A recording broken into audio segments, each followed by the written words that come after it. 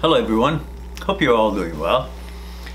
Today I want to talk to you in regards to why relationships break up. And I know many reasons you can think of it. Each person has some kind of a understanding or reasoning. Oh, this is why I broke up, because I did this or she did that or this and that, so forth. But this is not what we're talking about. We're talking about it on a different level. Let me explain. Perhaps by the end of this video you'll understand what is the actual roots of relationships breaking down, why, and what we should be doing for them to have a lesser chance to break down and to continue and flourish. Look, the life as we know it is based on certain actions. When there is a perception, there is an action. And from that action, we gain certain experience. And from that experience, certain knowledge. And that knowledge is recorded in our memory. We're a recording machine, 24/7. We record things. And all these recordings form our consciousness, field of the known. So if you can understand, our life is based on what is stored and conditioned in our consciousness, in our memory. And because memory is always the past, our life is based on the past.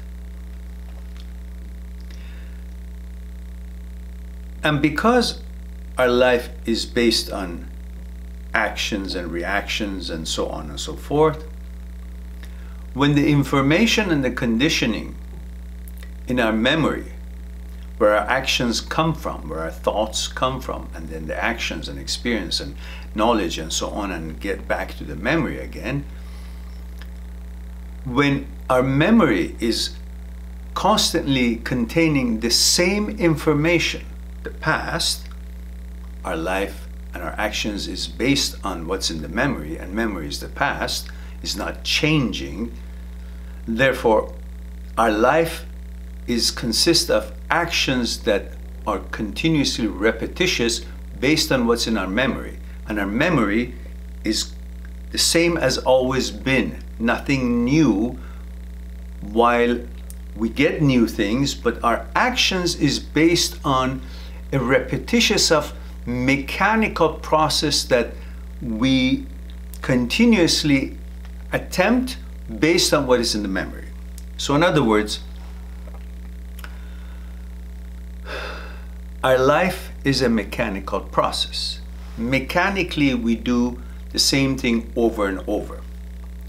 If you look at the history of human being, in the old times, there have been all these wars and fights and battles and destruction and so on. And now, to this day, we're still doing the same things.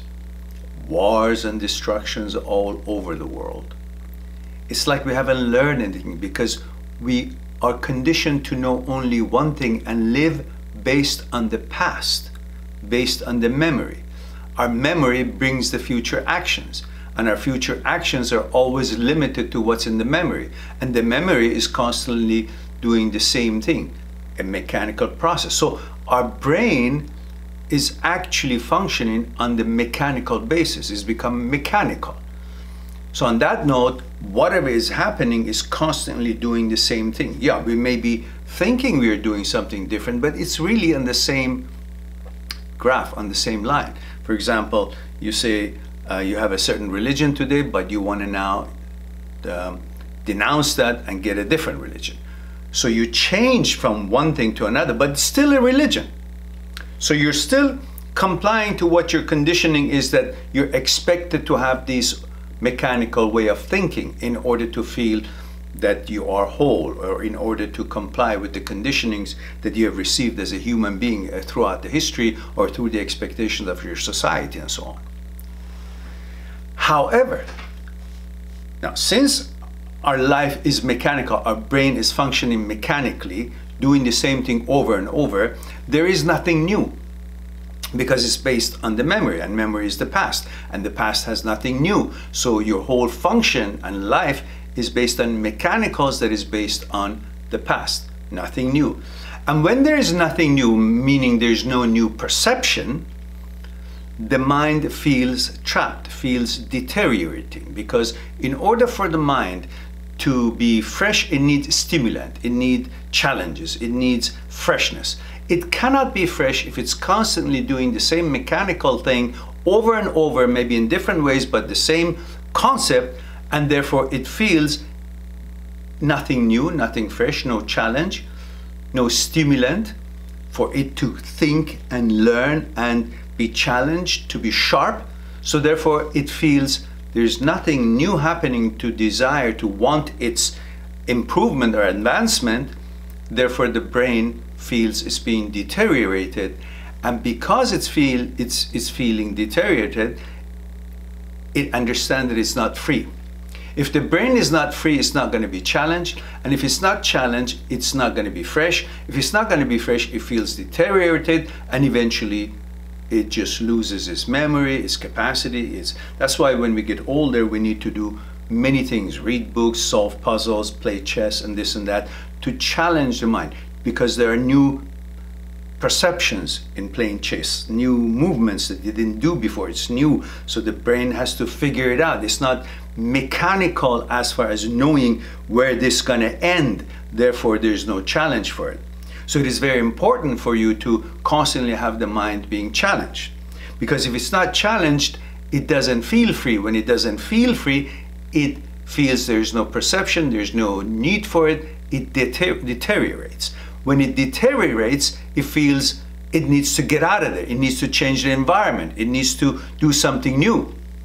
For example, the athletes who play certain sports, every time they play, there's something new. If you're playing tennis, you never know where this ball goes, so you got to figure out a new calculation, new figuring it out. So the mind is constantly being sharpened by new perception, new things that is happening to it. Now, in relationships, the same thing can be true.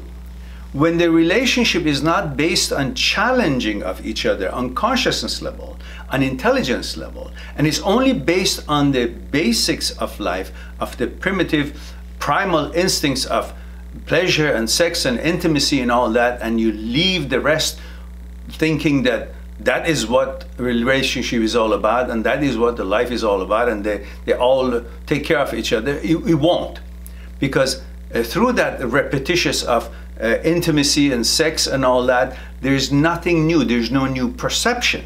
And when there's no new perception, the mind doesn't get challenged through discussions, through exchange on the consciousness level, through challenges of intellectual intelligence and intellectual challenges and discussions. Therefore, the mind feels there are no challenges, no sharpness, doesn't feel free because it can't expand.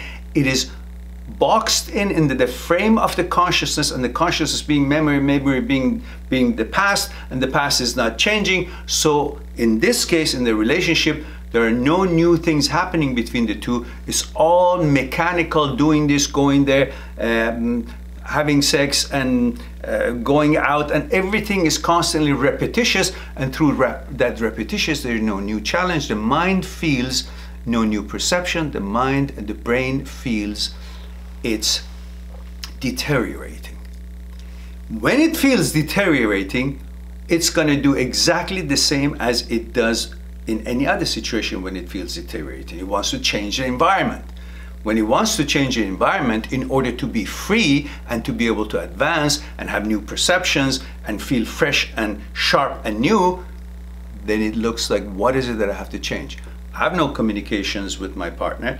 I have no intellectual discussions. I have no pursuit of new things and discovery, and no compatibility on the consciousness level, no bonding on the consciousness level. The life has become so boring and mechanical, therefore there's nothing new. Then it feels the brain is deteriorating, and then that is the time that it feels it has to change its environment, which is the time it feels like it has to break up, move on, go to somewhere else, that there will be new perceptions, new challenges, new sharpness, new mandates, and so on.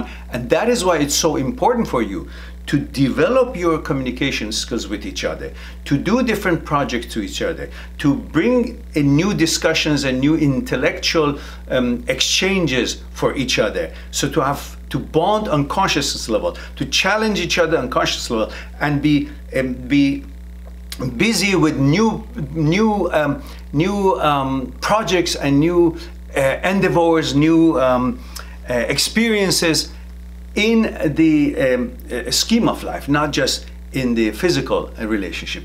On that note, then you will not feel like your brain wouldn't think that it's constantly, repetitiously doing the mechanical things as it's always been used to do. Buy this, you know, do that, and go to party and celebrate this and cook this and this and that. Everything the same, and only the physical parts are just bringing some pleasure into the fact. But there's nothing new, and then and that is why then things will break down. But if you constantly try to improve on the bonding on conscious level, bring new freshness and challenges, then there would be no need for the brain to feel that there's no new perceptions, there's no new challenges, no sharpness. It wouldn't feel deteriorated, therefore it will feel free, that it can grow and expand, therefore it wouldn't feel like it will have to break up and change the environment to become free and be fresh and sharp again.